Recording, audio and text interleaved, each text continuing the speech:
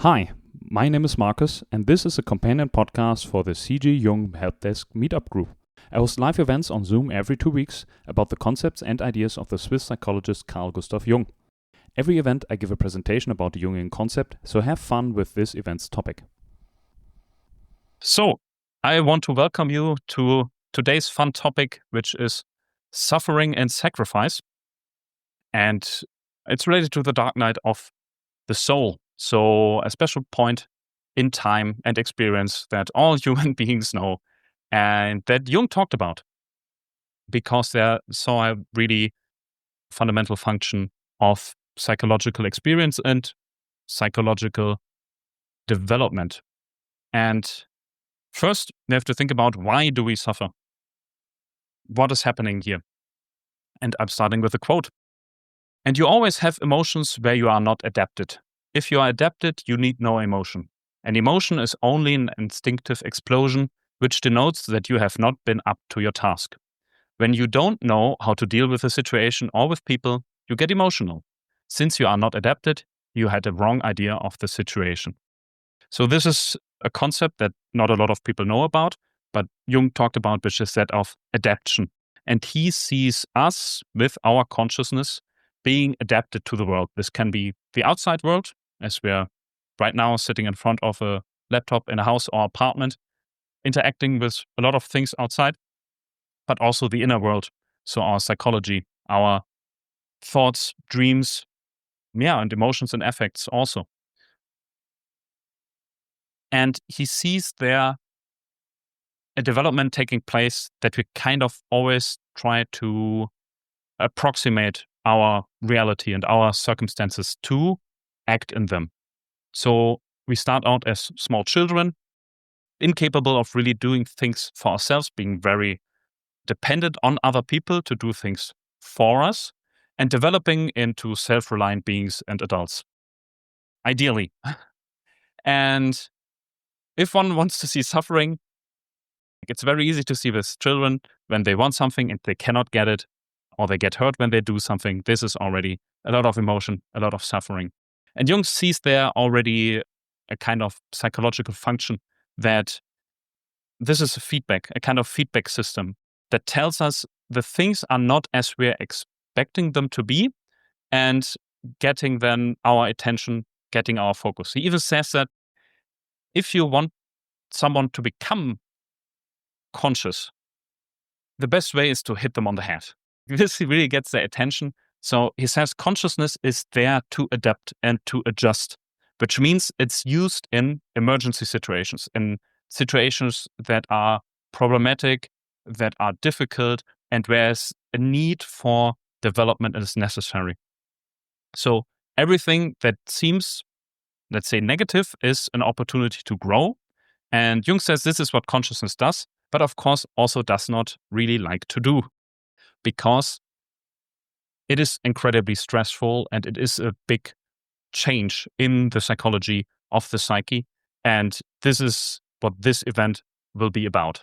So yeah, you want to do something, it fails, you hit your head, you become aware, but you also become emotional. You have suddenly strong emotions coming up. This can be anger, this can be fear, that can be sadness, or also pain.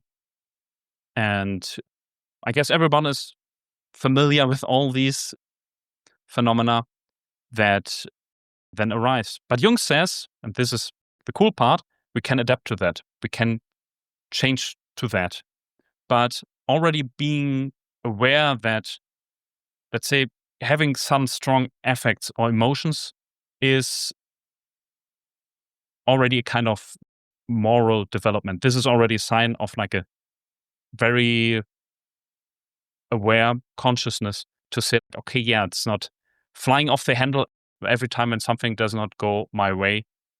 It's not a good way.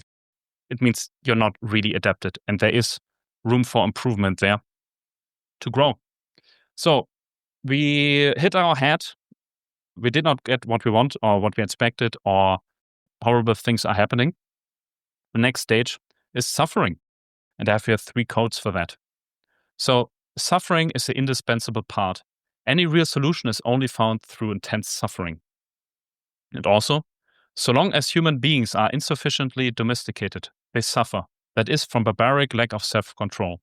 They without fail fall prey to pairs of opposites.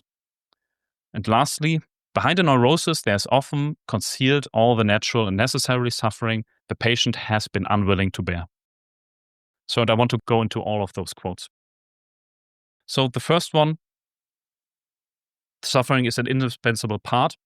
This is where Jung sees the dilemma of existing. We are limited beings in an unlimited universe.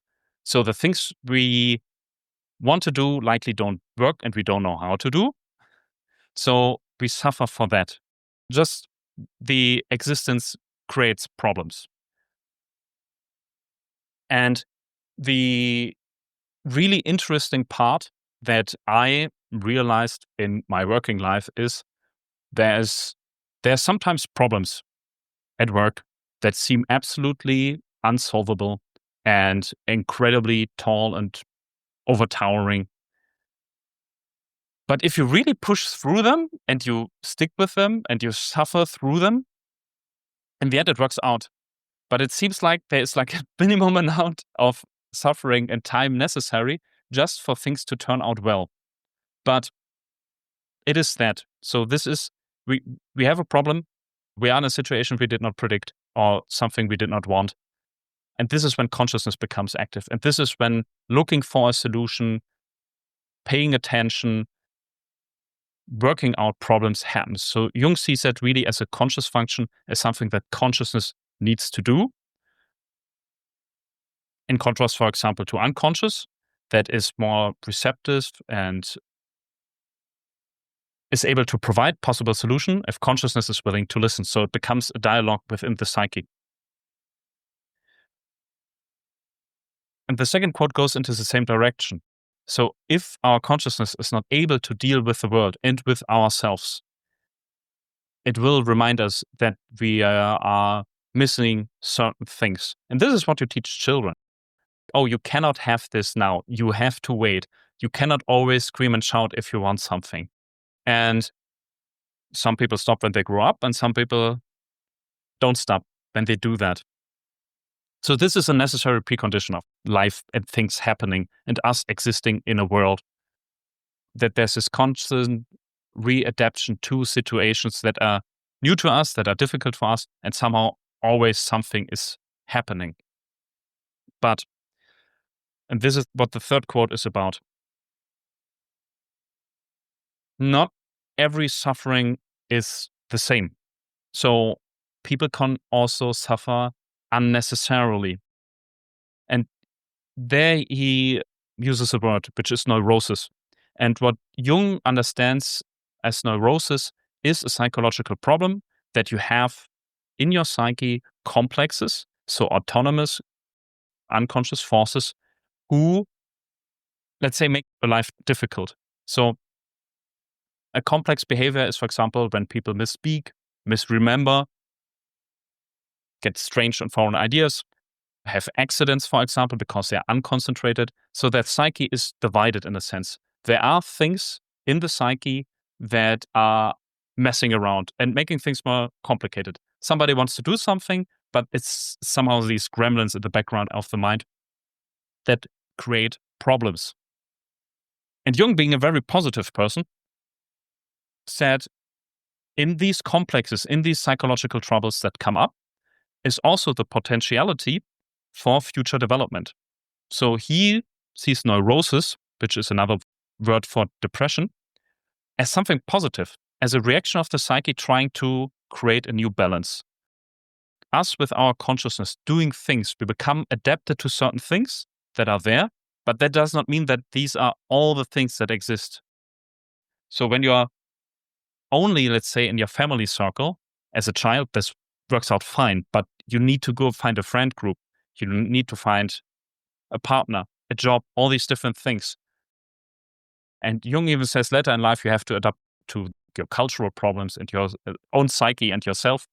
So there's always constantly coming up new things that push and pull the consciousness and one into certain directions. but this still needs the participation of the person doing it. So one thing is something's happening to you and you suffer for it. The other thing is whether something is then changed about the situation. So what Jung says about a complex, a neurosis, or we would also call it trauma in specific circumstances, is that this needs to be brought to light. So this, for him, was what was therapy about, to take things from the unconscious, which are causing troubles and disturbances in the psyche, bringing them to light and talk about them. Because this integrates them, that brings them into consciousness as they are paid attention to. This is why they come up. These things come up from the psyche so that they get paid attention to. But at the same time, these are very uncomfortable things, and we are not adapted to deal with them. So we don't want to do it. But he says this is how the normal rhythm should be. Everybody has complexes all the time.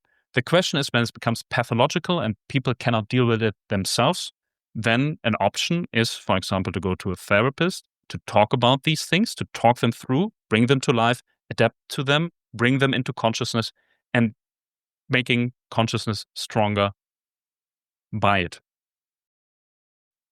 But of course, one can also suffer under a neurosis and not dealing with the underlying problem. So one has a problem with the symptoms and not taking care of the root cause. And this is what he means. Just because you suffer does not necessarily mean that you will adapt automatically. This needs to be taken care of, that needs to be taken into consideration. And a neurosis for him is even very often that people hide away from problems. So there is something that they should do, but they become more interested in completely different things and hide away from these things, keep them in the unconscious, and keep them unchanged. So he sees their passive and an active part about suffering, whether it is happening to one or one is, it's like a necessary byproduct of doing something. So how to recognize whether it's one or the other? For him, a big part is that on sacrifice. And this is the second part of the topic for today. And I have 2 quotes for that. With the sacrifice, one proves that one has oneself. For sacrifice is not a letting oneself be taken, but a conscious and deliberate surrender, which proves that one can dispose of oneself, that is, of the ego. The ego thus becomes the object of moral action because the I then decides from an authority that is superior to my egohood. In a sense, I decide against my I and seize my claim to it. The second one. Despite appearances to the contrary, the establishment of order and dissolution of what has been established are at bottom beyond human control. The secret is that only that which can destroy itself is truly alive. This has to do with what most people might know as shadow work. So Jung has this concept of shadow, which means there are things in the psyche that are in the dark and are better kept in the dark. A little bit like in Lion King, where you have the elephant graveyard. This is not what the light touches, and you should never go there. And this is where all the bad stuff are happening. Mufasa dies because he does not take care of the things that are happening in the elephant graveyard. And Jung sees that as a willful confrontation that needs to take place. Not confrontation, but engagement. So the same how Jung sees complexes as a natural phenomena and a neurosis as a healing mechanism, as a reaction of the psyche signaling, hey, here's something wrong, please pay attention.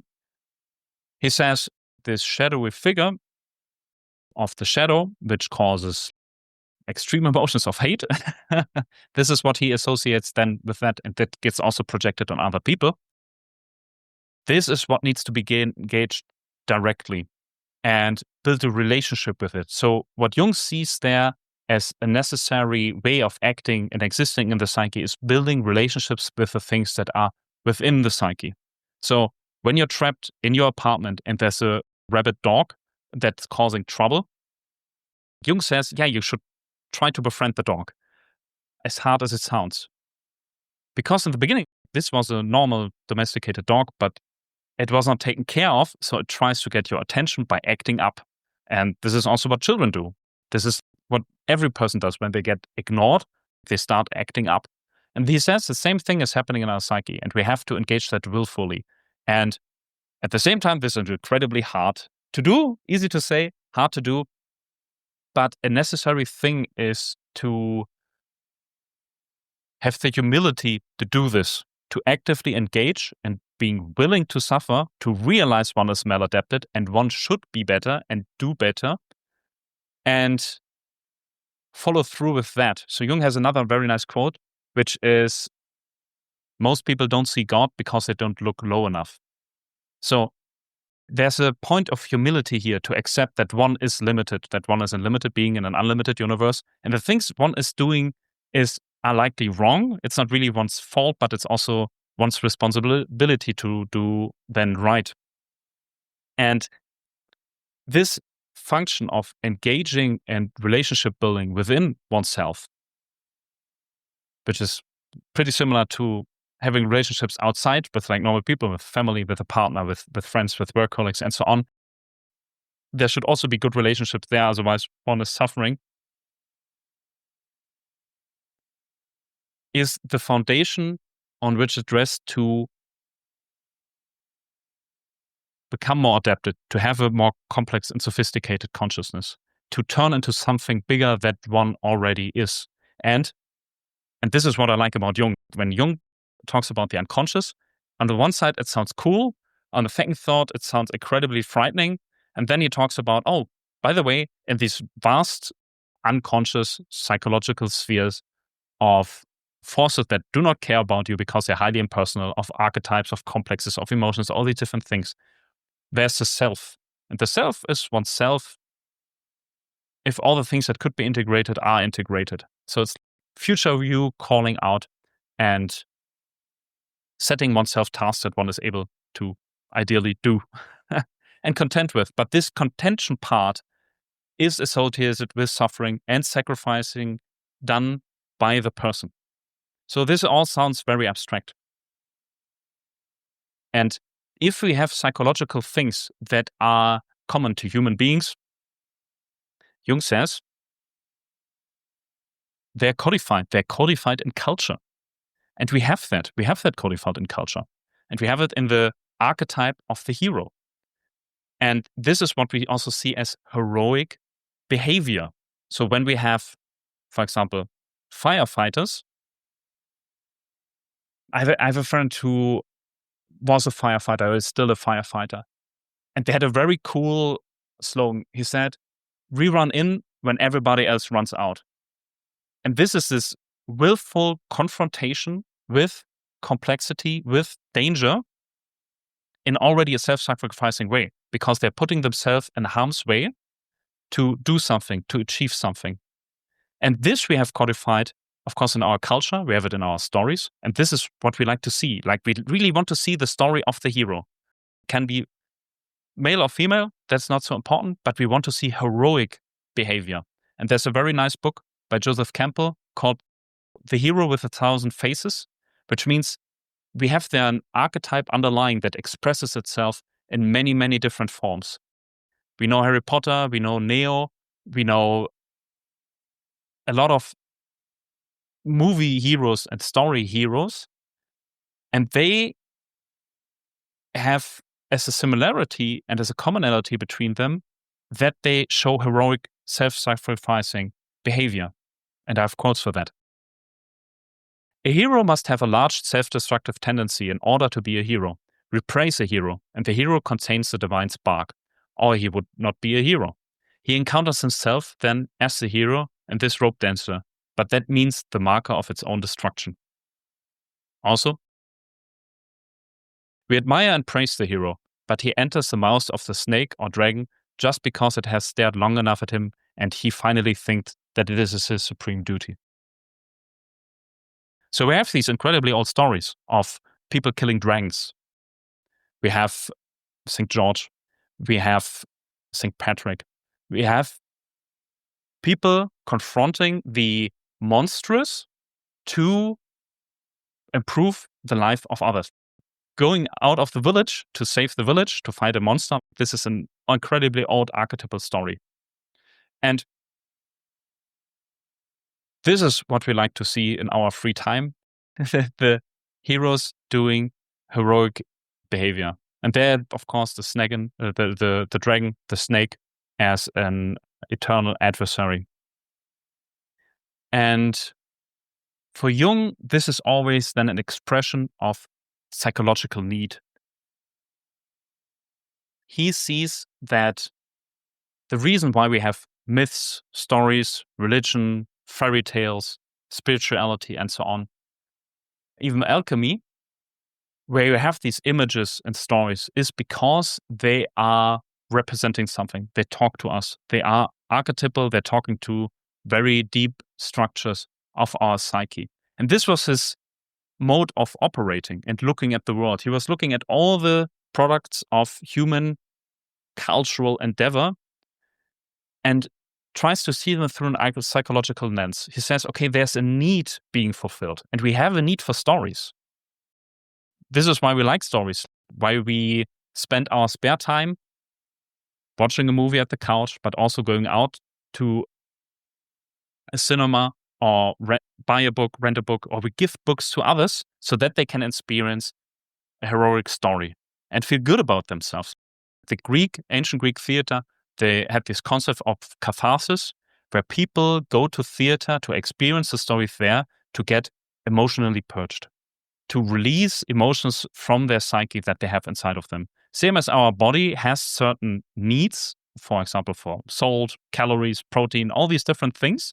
Otherwise, we feel sick, we don't feel well, and we really like it when we consume these things. Similar, we have the need for cultural things. And stories and myths are a huge part of that. And going really back, we have a story which is incredibly archetypal for Western culture and the Western mind. And this is also why I chose this picture for today's event, because you saw this blue sky. But in the very, very bottom edge, you saw the cross, the Christian cross. And I have a quote for that. You never get anywhere near to individuation if you can't go through that intense mental suffering of the way of the cross. That is another great insight into the Christian mystery. And what happens when you don't confess an external Christ and an external crucifixion? It is a crucifixion that happens to you in that place where you are most sensitive, where you believe the most in yourself. There you will be crucified, and there you will undergo the worst torture. In the mind or in the intuition or in the feeling of a feeling person, it is just as if the best fruit of all your attempts had to undergo the crucial pain, and that is again a repetition of the Christian mystery, but in your own psychology. So why does Jung write that? There's some words here that are important. One is individuation. This is Jung's concept of becoming oneself, to develop, to change. And he uses the symbol of the cross for the one reason that is being used for the last 2,000 years in Western civilization, that it needs to express something, that it is not a coincidence that it came up, and also that it's still in use, not as much in the past, but he sees there also that this describes something psychologically that needs to happen, and which codified this heroic, self-sacrificing behavior that was done by Jesus in the Bible, in the story. And the last part is also very important. Here, in the place where you're most sensitive, where you believe the most in yourself. So Jung has this concept of the superior function, which means we already have a personality. We are already adjusted to a certain way of acting and living. And this brings us furthest. This brings us the furthest in life and in experience. But at the same time, this is the thing that at a certain point needs to die, and we need to develop the other things. So For those who are familiar with Jung's Red Book, which chronicles his own psychological journey, he had this vision of Siegfried dying. So for those who are familiar with German legends and mythology, Siegfried is a guy killing the dragon. And he was very concerned seeing, I think, Siegfried with his skull cracked open, being drowned in a river. And he saw this psychologically wise, symbolizing the development that needed to happen in his own psyche, which means the most important thing that he had, which was at that point his intellect. He was an academic. He was extremely established as that. He was a professor. He published scientific papers. He was very well regarded in not only Europe, but also in America, and was friends with Freud and all these different things. It was a midpoint shift in his life that his psyche told him, oh, that's not all there is to you. You are not only your intellect. You're missing your feeling side. You're missing your feminine side as a man. And this is what he means here, that this part in him needed to suffer and basically to die, to give then birthing grounds to something new. And the Jung we have and the Jung we knew is because of this psychological experience of the Red Book and his elaborations on it. So he saw there certain parallels. And it is an effect that he also calls compensation. When you run too far in one direction only, an equal weight will be generated as a counterbalance to that. These things now have then to counteract against each other to bring you back into balance. So the whole psyche is trying to make a balancing act all the time. But this, of course, is not good, because, at least to experience that, because we are limited beings in an unlimited universe with our limited consciousness, which is not yet sophisticated and up to the task. And we need to adapt to that. And we have to do this willfully. And he sees that there codified in the way of Christ, which is also called the imitatio Christi. And he writes it like that. The imitation of Christ might well be understood in a deeper sense. It could be taken as a duty to realize one's deepest conviction with the same courage and the same sacrifice shown as Jesus. And he says that this is a thing that a lot of Christians get wrong. Or let's say the understanding in the past was not completely there. So the imitatio Christi, the imitation of Christ, does not mean like, oh yeah, you also have to be nailed on a cross for real, but rather to do and act in a self-sacrificial manner as this archetypal hero did. And he said this is the development that people then see in their psyche if they follow through. And he says, as I said before, these cultural products and these stories as an expression of psychology, of psychological needs. So he was super interested in alchemy, but not because he wanted to create gold out of lead, but rather he said there's telling something about the psyche. And this is what the second quote is about.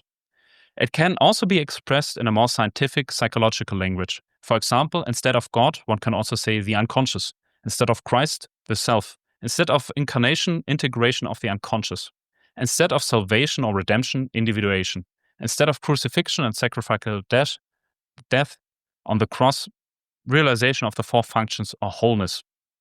So we exist as human beings with our psychology. It has not changed in the last hundreds or of thousands years. It's just the language, how we express it, is differently. And how Jung sees it in the past, this was done through mythology, fairy tales, and of course religion in a very big part. But this, of course, has waned over the last centuries.